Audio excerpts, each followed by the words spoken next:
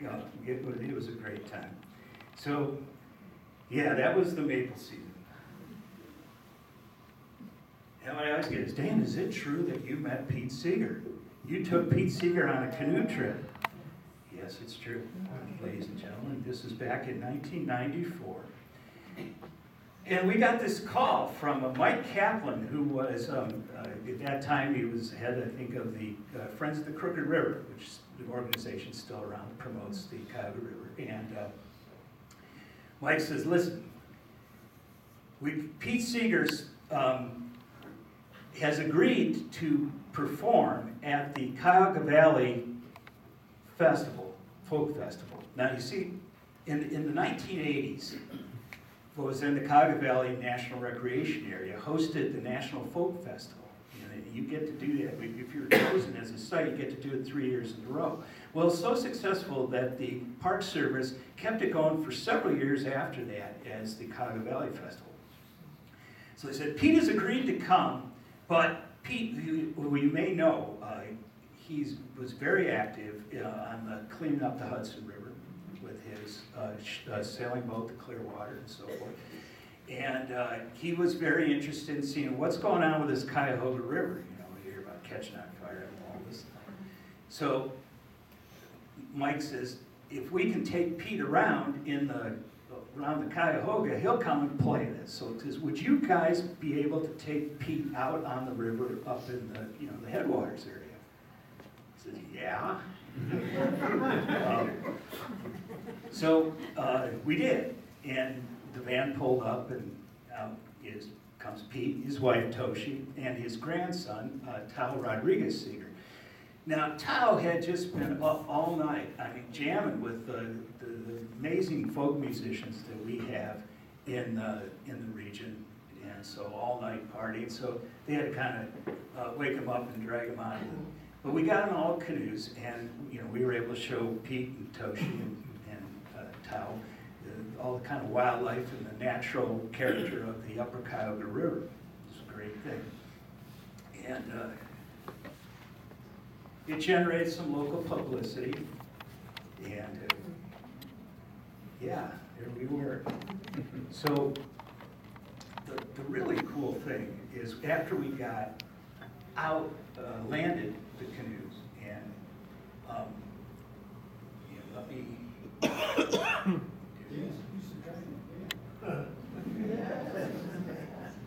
yes.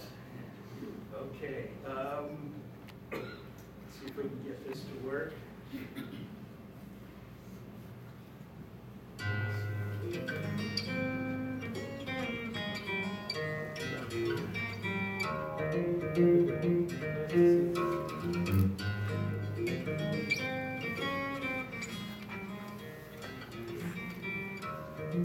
So we get out, and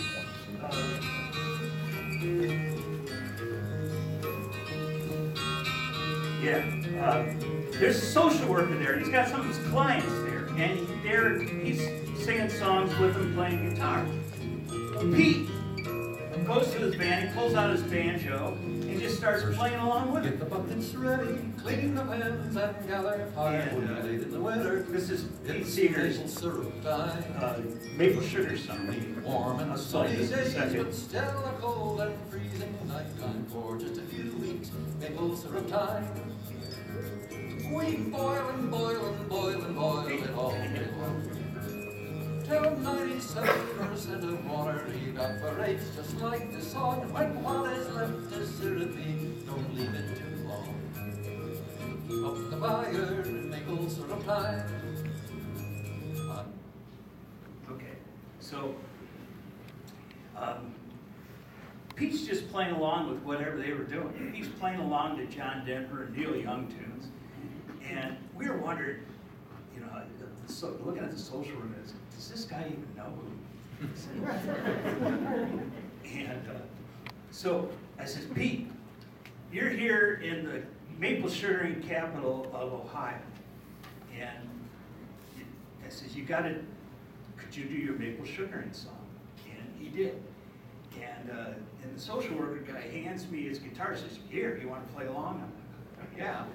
So I stumbled through it, but So it's like, yeah, I got to play a tune. I got to jam.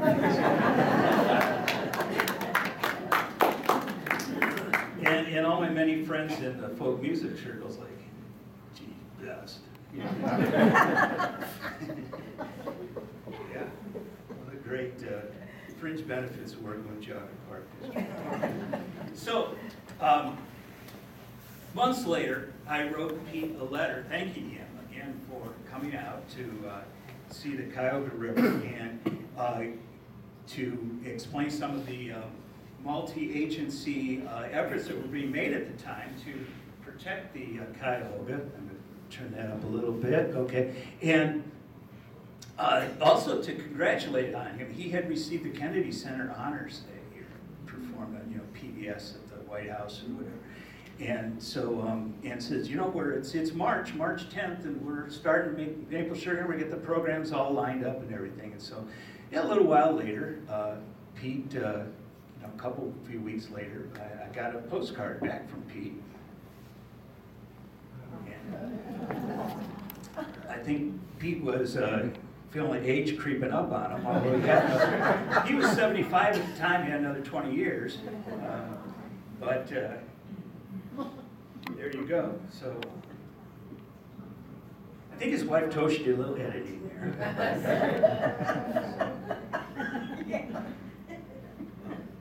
All right. So we get beyond maple sugar in an early spring, and some of the, again, back to the whole phenology thing and some of the natural events that we capitalize on. And certainly one we do, or is done every year, is the woodcock, the courtship flights, the American woodcock, which do this amazing spiraling up into the sky with a wing-produced twittering sound and coming down, spiraling down with a chirping sound. It's one of those magnificent rites of spring. Well, we used to refer to it as woodcock whoopee.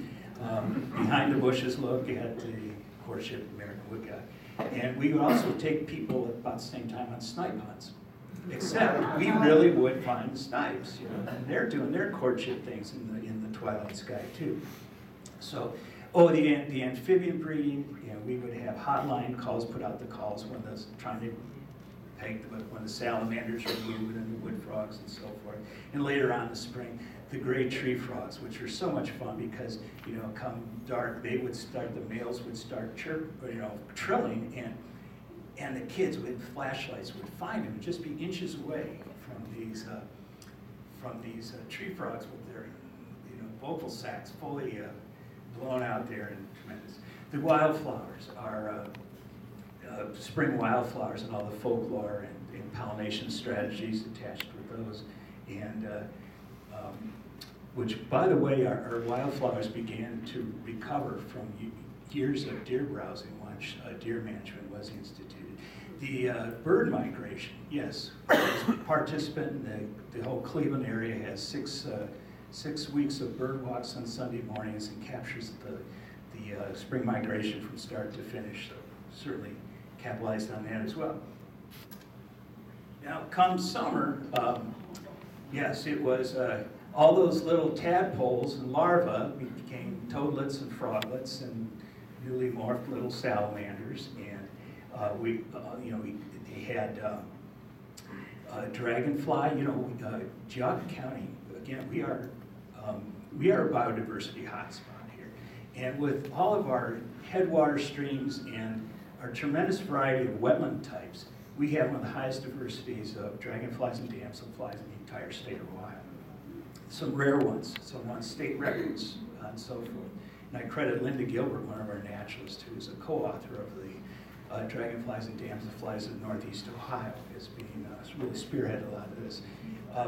It's a time of year when we did van tours to the different cell towers. We have ospreys that were gone and had come back, and after being gone from Ohio for about a century, and started nesting on our local cell towers. So, 8, 10 or more of cell tower nests each summer in recent years. We would combine, Linda Gilbert again and Tammy Gingrich would combine mothing, where you put out a black light lit sheet and see what kind of moths are attracted through the night. We would couple that with the Perseid meteor showers in August. So this was, all these things were summer things. Now, has anybody in the last couple of years been to any of the Tammy's caterpillar extravaganzas? Oh my gosh. She raises caterpillars, like some 24 kinds of caterpillars, some of these really big caterpillars, and then sets them up all around the room, and kids get to hold them, and it's just an amazing thing.